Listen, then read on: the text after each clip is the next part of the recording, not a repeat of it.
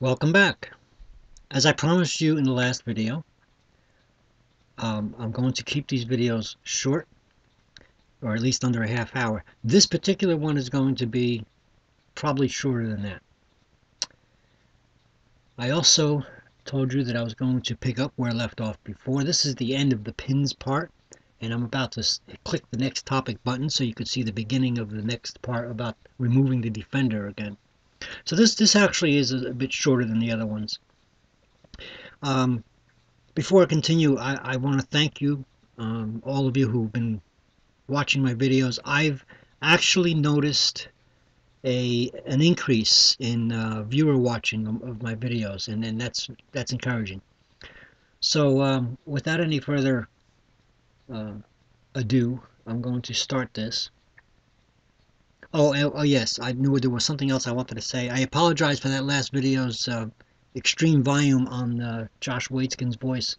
Apparently I had the mic on the speaker side a bit louder than I expected that I thought it was. So hopefully I fixed it this time, and my voice should be a little bit more balanced volume with his voice.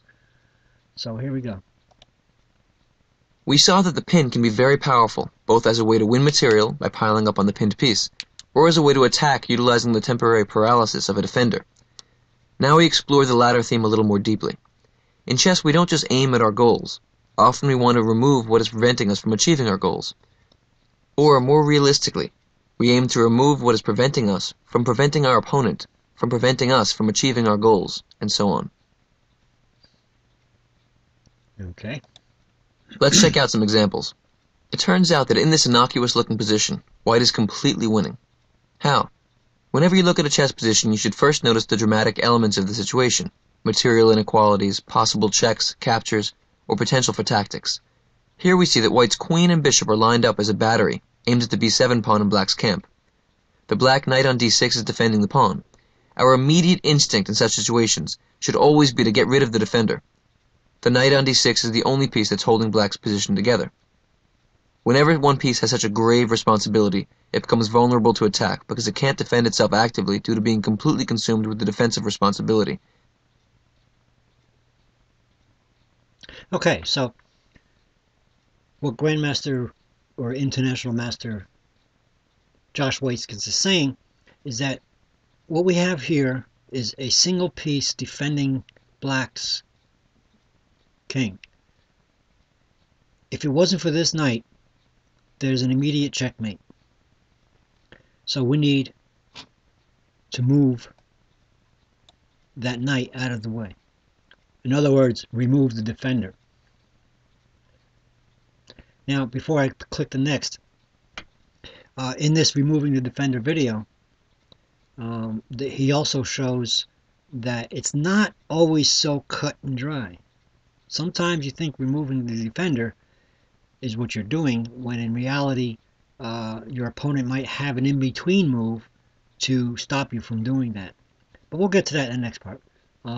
This particular video is actually short, so I was able to have some more time to talk to you about this. So here we go.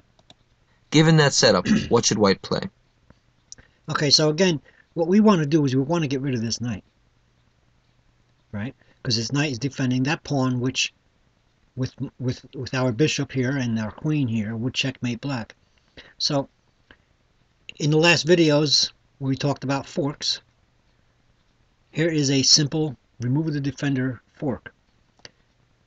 Okay, you're giving up your knight, but if you know, it's okay because you're about to win the game. So we're going to fork the knight that's defending that pawn and the king and the black's queen. Black is going to have to do something, and his only real shot is to take that knight somehow. Good move. Knight f5 forks the black queen and the only piece that defends mate.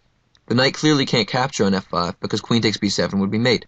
But after the queen moves, for example queen g6, then after knight takes d6 check, white's next move will be queen takes b7 checkmate. White will win the game.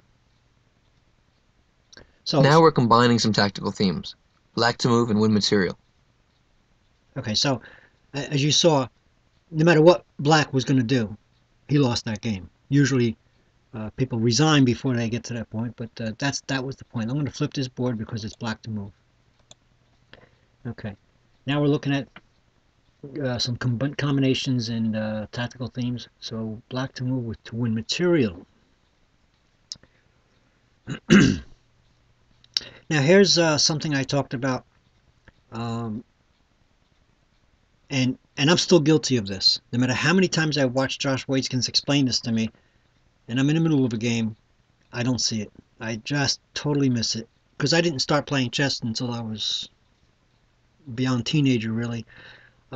So I was started a little late, and I didn't have all the time in the world to learn the game as a career. But in any case, um, there is. I'm going to tell you right now. There's a queen sacrifice here, and I don't automatically see these things.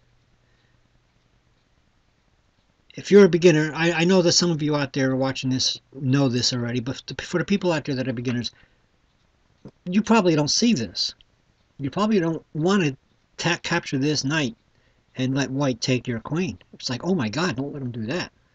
But in fact, that is exactly what we're going to do. Because what you may not realize is that this rook, your rook, has a skewer. The only problem with it is that, as the title of this particular section says, removing the defender, this knight is defending that square. So in order for you to be able to skewer the white's queen, you're going to have to remove that defender. So, okay, so you're trading queens, but you're gaining a knight. And this is it. Very good. Queen takes b3. A fantastic sacrifice. It's only temporarily sacrificing the queen, though. If white doesn't recapture, then black has just won a knight for free. And after rook takes b3, then rook a1 check, a powerful skewer. King d2, rook takes h1, wins back the queen, and black comes out a knight ahead. So, we always want to notice potential tactics, what defends those tactics, and how we can remove the defensive idea. Now, once again with the aim of avoiding mechanical thinking, let's look at a variant of the last position. Here, once again, it's black's move. Does queen takes b3 still work? This one might be a little tough to spot, but it turns out that white can turn the tables here. After queen takes b3, it's white to move. Find the best move. I know I went through this, but I forgot it already. Oh, it's white to move now, because he said black to move at first. So it's like the other one, except there's something missing. Black took the knight like before. But now that it's white to move, the white has an in-between move. Yes, there was something here before. I think there was another rook here. I forget. There was something here before, blocking this rook. So let's turn this board over. Okay. Same as before, except whatever, I don't remember what was blocking this before, but whatever it was, it doesn't matter. This is the key piece, this rook. It looks like this will work. You know, you learned, you watched my videos and listened to Josh Waitzkins, and you ended up in some miracle way to come up with this kind of position, and you decided to take that knight, thinking that you were going to have the white take the queen, and you were going to come down and do exactly what we did in the last part of this video. But it turns out that because there's something missing here, white can, in fact, pull his own sacrifice. What's going to happen is black has no choice except to take that rook. I mean, even if he puts that knight in the way, you're going to still take the knight, and again, black will have no choice except to take that rook. So when black does take that rook is going to end up over here, no longer giving black the opportunity to skewer your queen. Okay, so here it goes. Good work. Rook d8 check, a fantastic sacrifice that wins material by removing the attacker. Okay, this is the logic of the position. The black queen is hanging, but is indirectly defended by the rook on a8, which is about to deliver the powerful skewer rook a1 check. So the question is, in this precarious moment, can white throw a wrench into black's plans? The solution to this problem brings up another critical tactical device, called the in-between move, also known by its German name, Zwischenzug. In the middle of the tactics, white throws in the Zwischenzug, rook d8 check. and suddenly he's forced the removal of the attacker, who is just the key component of a tactic based on removing the defender. Black has to capture the rook. Knight e8 doesn't change anything after rook takes e8. So, rook takes d8, and now white can take the queen without getting skewered on a1. C takes b3, and white has won some material instead of losing a knight. So remember, you aren't the only one looking for tactics in a chess game. Many positions involve complicated combinations of exchanges like the one in the last position, and now you're learning to navigate through that jungle. Here it's white's move. Should white play rook takes b5? Okay, before I do this, since I think we have more time with this one anyway, I'm going to go back. Let's find out what was actually blocking that before. Now, once again, now we're combining some tactical themes. Black to move and win material. What was blocking that? Ah, what was blocking it was black's own knight, rook. In other words, before, earlier, even though we could take the queen and everything, earlier white could not put black in check because black has another rook there. So black's own piece was preventing him from, stopping you from doing this skewer here. So that was the key. The key was that this rook wasn't there before. Okay, and we're going to see that as I push next. Queen takes rook. Here it's white's move. Should white play rook takes b5? Okay, so we're back to the next question. Should white take the knight on b5? I want you to look at this for a minute, because I tell you right now, when I first saw this, I said yes, but the actual answer is no. Again, removing the defender is a key tactic in chess, but you can't always trust your first look. You have to ask yourself, can your opponent do something in between? Can your opponent do something to stop you from... So, for example, if I took this knight, you're expecting black to take the rook, and therefore you can checkmate black by moving your rook back there. But black has an out. If you go ahead and take this knight, black can then move this pawn and put your king in check, giving black an escape and also allowing him to capture your rook. So here's the answer I'm going to give you right here, is no. Very good. The answer is a resounding no. The idea is good, removing the defender of the back rank. But unfortunately the tactics don't work because of another in-between move. Rook takes b5 attempts to remove the defender of the back rank, but black can win material. Do you see how? f5 check, a powerful Zwischenzug, makes Luft for the black king in checks. Makes Luft in chess means opening up breathing room for the king so you don't get stuck in the back rank. f5 check frees up the f7 square for the black king, he can escape. White takes the pawn, king takes f5, and then black can take the rook, rook takes b5, and after rook e8 check, there's the open escape route, king f7. Once again, always look for tricky in-between moves when you're calculating tactics. I'm showing these exceptions because it's very important for us to learn how to defend and attack with and from these tactical weapons. Also, once again, we should never tire of looking for subtle wrinkles in the position that may reverse the fate of the game. Such possibilities are much of the beauty and excitement of chess. Now, back to some pure removing the defender problems. Here it's black's move. What should you do? It's black's move. Flip the board. Okay, so what do we have here? Thinking back to the other video of forks, I want you to realize that there is a beautiful fork here. Unfortunately, it's being that square that you want to put your bishop on is defended by that knight. And again, a lot of especially beginner players don't want to lose a rook for a knight. But in fact, it is you who are going to win the material by taking it. You got it. Rook takes f3, sacrificing the exchange to remove the defender of a powerful forking square. White recaptures, g takes f3. Now what? And there it is. Well done. Bishop d4 check. And next, after bishop takes a7, black has won a piece. Again, whenever you see pieces lined up on a diagonal or a straight line, your spider sense should go off. Where are the forks, pins, skewers? Here white has the tempting option of just munching on the a6 pawn, rook a6 check. This is a free pawn, but there's better.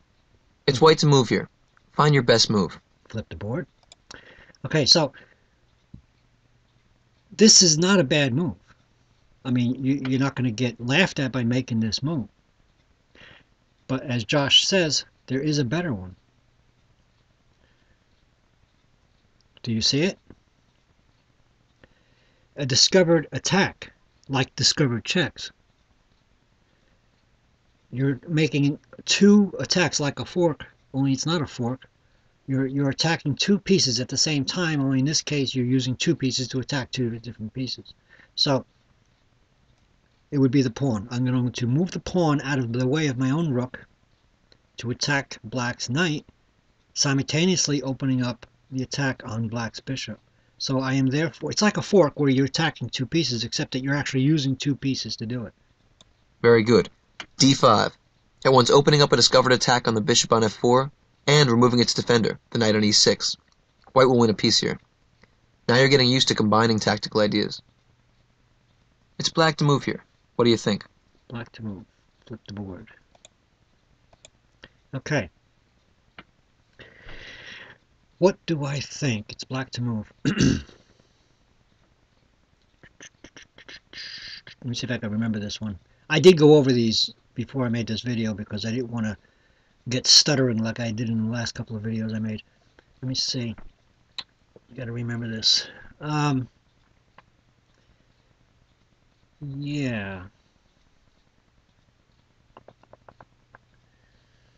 Yeah, let's get the hint.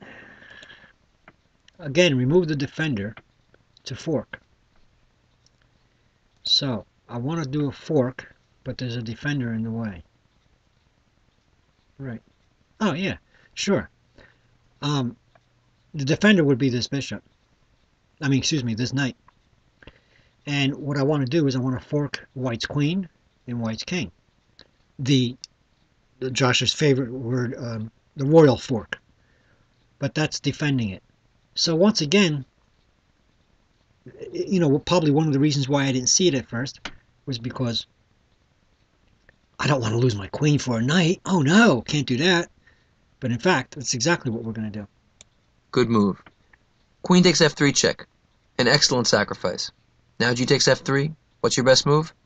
Knight d2 check. And there it is. Now the king moves and knight takes b3. Black has won a piece. So you're sacrificing your queen to remove the defender of a critical forking square. Black to move here. Now this might be the hardest problem you've run into so far, but the answer is logical and you can get it. Take your time and enjoy the challenge. Remember, first notice your biggest potential threats, then notice what's defending against that threat. In this particular problem, you have to go one step further. You have to then notice how you can potentially remove the defender, but there is a defender stopping your attempt to remove the defender. So finally, you have to figure out how to remove the defender that is preventing you from removing the defender. Don't move until you see it. Okay. A good point here is that in chess, when you're playing a heavy game, you need to look at what are your biggest threats, but also what your opponent's biggest threats are, and need to defend against them. But right now, we're going to concentrate on what our biggest threats are. Now, I say our because we're playing the black pieces right now. You know, we, as in you're watching this video. Obviously, excuse me. Obviously, our biggest threat here is we got a rook and a queen piled up on this on this file, and this is a potential checkmate. Okay, so what can we do? We can't just go and, I mean, I'm thinking maybe the bishop over here, you know, so because you can't capture because that's a pinned piece and all that stuff. But there's an easier way. So I can't just go ahead and capture because he'll just trade queens. Or just, you know, he'll end up winning pieces. So what is preventing me from doing that is the queen. Okay, so your first thought is, let's remove the queen, remove the defender. So we got a bishop here that can do that, and the queen would have to capture. unfortunately, he's also got a knight. So this is what he means by the defender stopping me from removing the defender. Uh, in other words, he's got a defender defending the space that I want to use to remove the defender defending the pawn that I want to try and checkmate white with. So how do we get rid of the knight that's defending that square so that I can put my bishop to attack the queen so the queen can get out of the way of me checkmating white? Okay, so that's what's going on here. And how do we do that? Well, I've got a knight here. If I move my, well, it's not going to let me do it until I click next, but if I move my knight here, if he doesn't take it, he's still going to be happy. He's still going to have to move one of those pieces. You know, the only thing he can really do is take it. So here we go. Okay, black wants to play queen takes g2 mate, but white's queen on f1 is defending the square. We want to get rid of that queen. Any ideas? Ideally, it would be nice to play bishop e2, because that would win the queen. But the white knight on c3 guards the e2 square. So the aim of our tactic is to get rid of the c3 knight. Now try to get it. Okay, here we go. Excellent work. Knight b5, forking the white rook on a7 and the knight on c3, which at this point is worth the queen because of the imminent threat of bishop e2, removing the defender of the g2 square. So queen takes b5 is impossible because of queen takes g2 mate. If knight takes b5, then bishop e2 will win the queen because it can't move. If white moves the rook, then knight takes c3, followed by bishop e2, will win the queen or mate. So white will have to defend the mate and give up lots of material in the process. Knight b5 is a great move that makes perfect sense when you think backwards in the position. Notice your goal, and then figure out how to get there. I'll discuss this manner of thinking more deeply in part 3, where we go into chess strategy. So don't worry if you didn't get this problem right. The idea is to learn from wrestling with real challenges. Now you're really experiencing what chess is all about.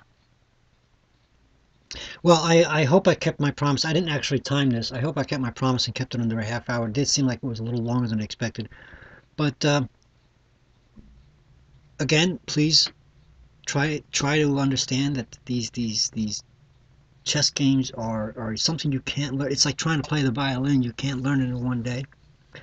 But in any case, keep on playing, keep on practicing, and enjoy the game. Okay? And if you can, subscribe to my channel. Thanks again. I hope you enjoyed the video. More to come.